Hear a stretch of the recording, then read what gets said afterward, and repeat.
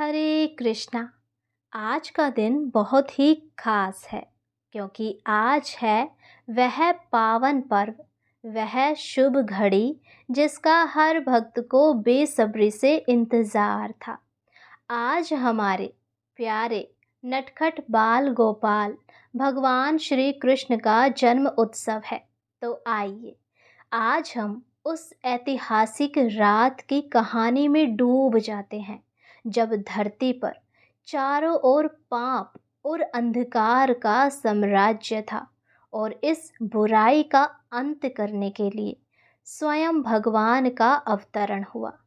यह कहानी सिर्फ जन्म की नहीं बल्कि एक दिव्य प्रेम, त्याग और धर्म की स्थापना की भी है। तो आइए आज हम सुनते हैं नटखट बाल गोपाल के जन्म की कथा। कथा शुरू होती है मथुरा से। मथुरा में राजा कंस के अत्याचारों से हर कोई त्रस्त था। चारों ओर दुख और निराशा थी।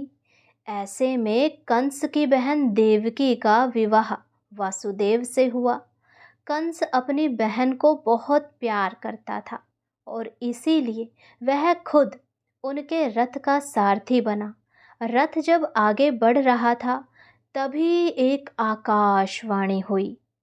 हे दुष्ट कंस, जिस बहन को तूने इतने प्रेम से विदा किया उसी का 8वां पुत्र तेरी मृत्यु का कारण बनेगा। अब यह सुनकर कंस भयभीत हो गया। उसके मन में केवल अपनी मृत्यु का भय था।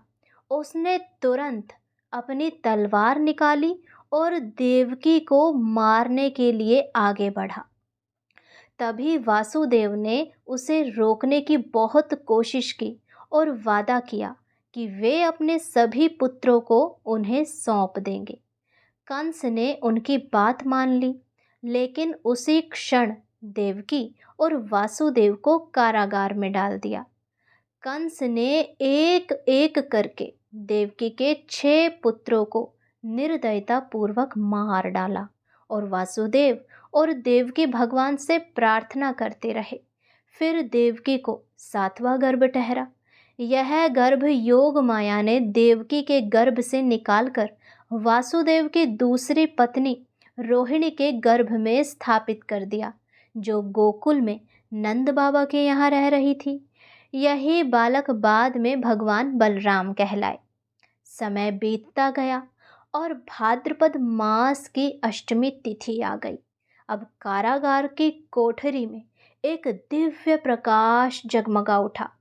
आधी रात थी, मूसलाधार बारिश हो रही थी और तभी देवकी के 8वें पुत्र यानी कि स्वयं भगवान श्री कृष्ण का जन्म हुआ। वह कोई साधारण शिशु तो थे नहीं, क्योंकि वो तो भगवान थे, बल्कि साक्षात भगवान विष्णु थे। उनका मुख कमल सा था और उनके हाथ हाथ में शंख, चक्र, गदा, कमल और पद्म शोभा पा रहे थे। भगवान ने अपने माता पिता को दर्शन दिए और उन्हें कहा कि वे उन्हें गोकुल में नंद बाबा के यहाँ ले जाए और उनकी नवजात पुत्री से बदल दें। भगवान के निर्देश पर कारागार के सभी द्वार खुल गए।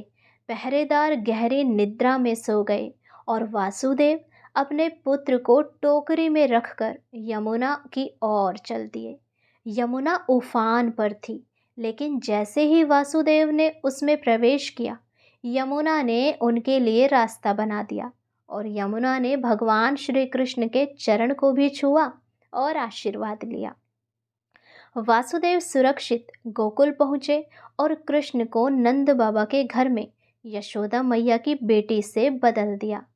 जब कंस को पता चला कि 8वां शिशु हो चुका है, तो कंस गुस्से में लाल पीला होकर जल्दी से कारागार में आया और जैसे ही उस शिशु को उठाया तो उन्हें पता चला कि ये तो कन्या है, तो उन्होंने उसे भी मारने का प्रयत्न किया और जैसे ही उसको उठाया और पटकने की कोशिश की, वो तो योग माया थी, वो ऊपर आकाश में चली गई और बहुत ही गुस्से में बोला, अरे दुष्ट कंस, तुझे मुझे मारकर कुछ नहीं मिलेगा, क्योंकि तेरे काल ने कहीं और जन्म ले भी लिया है और तू नहीं बच पाएगा।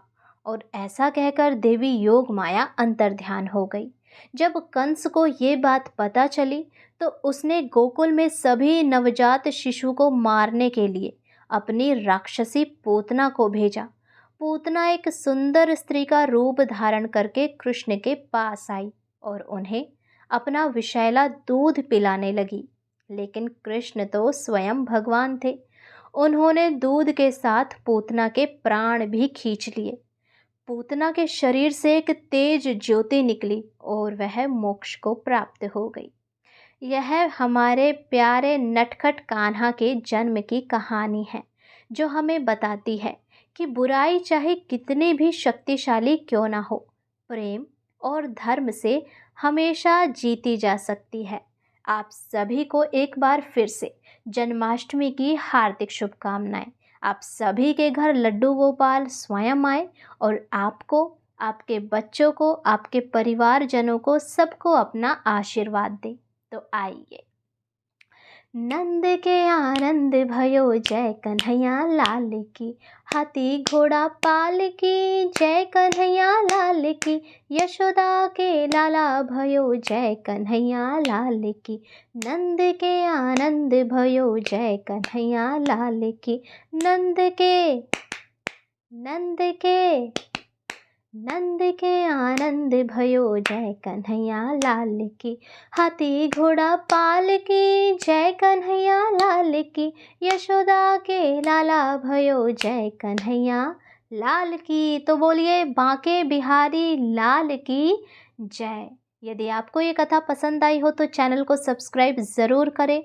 कमेंट बॉक्स में नटखट बाल गोपाल की जय अवश्य लिखें और ऐसी ही कथाएं, कहानियां सुनने के लिए हमारे चैनल को सब्सक्राइब करके बेल आइकन ज़रूर दबाएं। हरे कृष्णा।